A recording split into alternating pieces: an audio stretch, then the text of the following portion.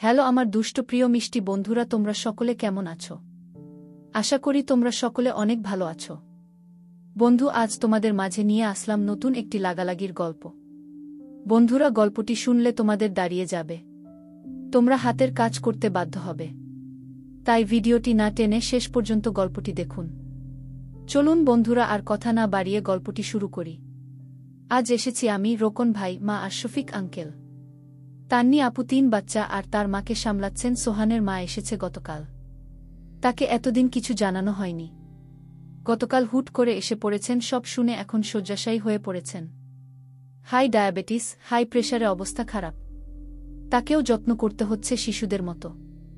তান্নি আপুর দম ফেলার সময় নেই, তবু জেদ ধরেছিল আসবে। পরিস্থিতি আসতে দেয়নি। আমি মায়ের পাশে বসেছি। মায়ের একটা হাত শক্ত করে ধরে রেখেছে। আমার অন্য পাশে শফিক আঙ্কেল বসেছেন। উনি একটু পরপর আমার মাথায় হাত বুলিয়ে দিচ্ছেন। ওদের দুজনেই জন্যই অস্থির না হয়ে চুপচাপ বসে থাকতে পারছি। শৌবিক আহসানকে দেখা গেল প্রণব বাবুর সাথে একনাগারে কথা বলে যাচ্ছে। কে জানে কি বলছে। সোহানকে দেখে আমি কেঁপে উঠলাম। একদিনেই কি পরিবর্তন! চোখ দুটো টকটকে লাল, চুল ভয়ানক এলোমেলো, গায়ের শার্ট নোংরা, ফর্সা, মুখে এক ফোঁটা রক্ত নেই, ফ্যাকাশে হয়ে আছে, হাতে গা খয়েরি একটা দাগ। কে জানে মারধর করেছে কিনা। সে কোনো দিকে না তাকিয়ে চুপচাপ দাঁড়িয়ে রইল। ইচ্ছে হলো ছুটে চলে যাই ওর কাছে, জড়িয়ে ধরে শান্ত হই, কিন্তু তা তো আর হয় না। জজ সাহেব এলেন। বিচারকার্য শুরু হলো একটু পরেই।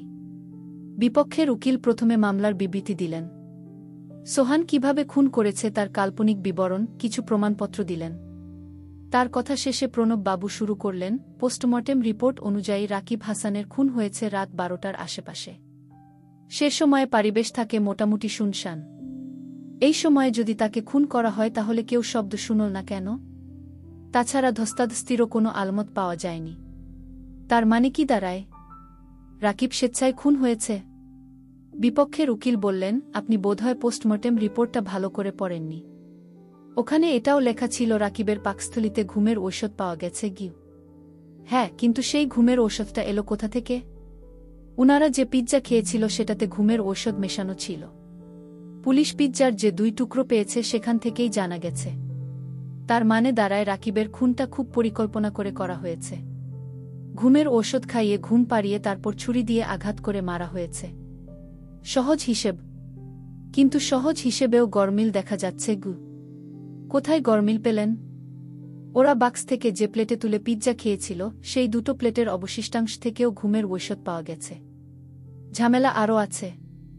রাকিবের প্রতিবেশীর মতে সেদিন সে একজন পিৎজা ডেলিভারি বয়কে দেখেছে রাকিবের ফ্ল্যাটে আসতে।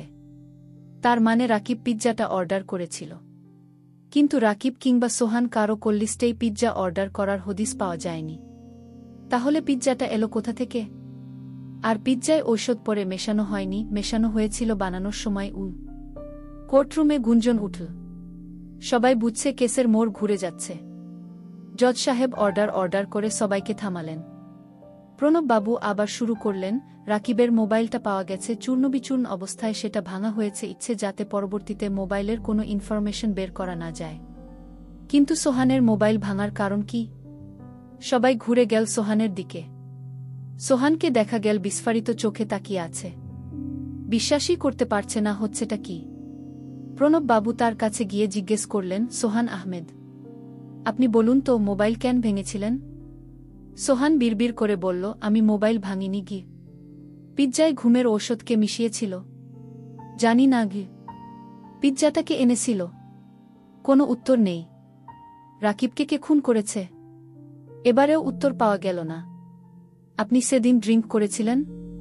সোহান ধীরে ধীরে মাথা উপর নিচ করল। আপনি সেদিন রাকিবের বাড়িতে গিয়েছিলেন কেন? ঝগড়া মেটাতে।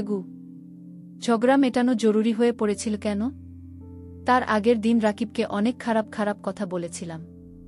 সারাদিন খুব অনুশোচনা হচ্ছিল, তাই বিকেলের দিকে ফোন করে কথা বলেছি। আমাদের পুরানো বন্ধুত্ব ছিল, কোনো কারণে নষ্ট হয়ে যায় অনেক দিন পর। ভালো করে কথা হওয়ায় ও নিজেই বলেছিল ওর ফ্ল্যাটে যেতে, আড্ডা দেওয়ার জন্য। আচ্ছা, সেদিন কি হয়েছিল শুরু থেকে গুছিয়ে বলুন। সোহান কথা বলল না, চুপ করে মাথা নিচু করে রইল। আমার চিৎকার করে বলতে ইচ্ছে হলো, আর চুপ করে থেকো না, কথা বলো প্লিজ। প্রণববাবু বললেন, ঠিক আছে, আপনার বলতে হবে না, আমিই বলবো। মিলিয়ে নেবেন। তার আগে আমাদের একটু ঘুরে আসতে হবে রাকিবের অতীতে। অতীত বলতে তার গত 3 মাসের কর্মকাণ্ডে। গত 3 মাসে রাকিবের অ্যাকাউন্টে 40,000 করে মোট 1,20,000 টাকা ঢুকেছে। রাকিব নিজেই ব্যাংকে গিয়ে টাকা রেখেছে, তাই কে তাকে টাকা দিয়েছে সেটা বের করা যায়নি। টাকাটা সে পরিবার থেকে পায়নি, উপার্জনও করেনি। পুরো টাকাটা ছিল ব্ল্যাকমেইল করে পাওয়া। রিয়েল ক্লাব নামে একটা নাইট ক্লাবে রাকিবের প্রায় যাতায়াত ছিল।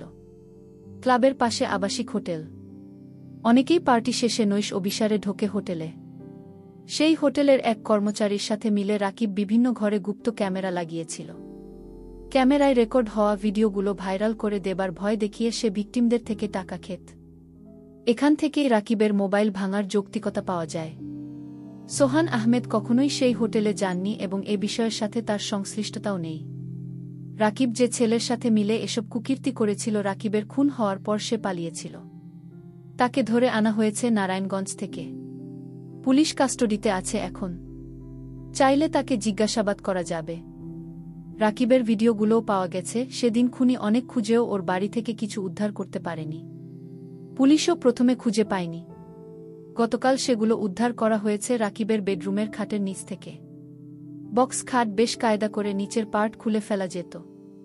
খাটের নিচে একটা টাইলস অর্ধেক কেটে খোপ তৈরি করা হয়েছে। সেই খোপে 3টা মেমোরি কার্ড পাওয়া গেছে। প্রত্যেকটাতেই কয়েক জোড়া ছেলেমেয়ের অন্তরঙ্গ মুহূর্ত ধারণ করা ভিডিও আছে। রাকিবের মনে ভয় ছিল, তাই এত সতর্ক হয়েছিল। আর খুনি বেচারা এত কিছু করেও ভিডিও ধ্বংস করতে পারেনি। গিয়ে ভিডিও ক্লিপগুলো জমা দিলেন তিনি, সাথে রাকিবের ব্যাংক অ্যাকাউন্টের স্লিপ। বিপক্ষের উকিল বললেন, তা থেকে প্রমাণ হয় না যে সোহান খুনি নয়। হতে পারে খুনের আগেই এসেছিল অন্য কেউ। সে মোবাইল ভেঙেছে, ভিডিও ক্লিপ খুঁজেছে। ভুলে যাবেন না, ছুরিতে কিন্তু সোহানেরই হাতের ছাপ আছে। আর খুনি না হলে সে এতদিন পালিয়েছিল কেন? বলছি, ধৈর্য ধরুন প্লিজ, বলে মুচকি হেসে প্রণববাবু সোহানের দিকে ফিরে জিজ্ঞেস করলেন, সেদিন পিৎজা নিয়ে যে এসেছিল তার নাম কি শাহেদ আরেফিন? সোহান মাথা নেড়ে সায় দিল। প্রণববাবু বলতে থাকলেন, শাহেদ আরেফিন সোহান আর রাকিব দুজনেরই বন্ধু। রাকিবের ব্ল্যাকমেইলিং এর শিকার ছিল সে আর তার প্রেমিকা প্রীতি সাহা। একে তো অন্তরঙ্গ মুহূর্তের ভিডিও ভাইরাল হওয়ার ভয়, তার উপর আবার মেয়েটা হিন্দু, বিয়ে করার কোনো ইচ্ছে তাদের নেই, শুধুই কিছু সময় কাটানো। প্রীতির আবার রক্ষণশীল পরিবার, কোনোভাবে ব্যাপারটা জানাজানি হয়ে গেলে অনেক ঝামেলা হতো। শাহেদের বাবা ধনী, তাই কয়েক দফা রাকিবকে টাকা দিয়েছিল সে। কিন্তু কত আর দেয়া যায়? রাকিবের লোভ উত্তরোত্তর বেড়ে চলেছিল। ওকে সরিয়ে দেয়া ছাড়া ওদের আর কোনো উপায় ছিল না। সোহানের এতসব কিছু জানা ছিল না। ও ছিল বলেই সেদিন পিৎজা ডেলিভারির বয়ের ছদ্মবেশে আসা শাহেদকে ঘরে ঢোকাতে বাধ্য হয় রাকিব। শাহেদ বলেছিল ওদের সারপ্রাইজ দিতে সে এসেছে।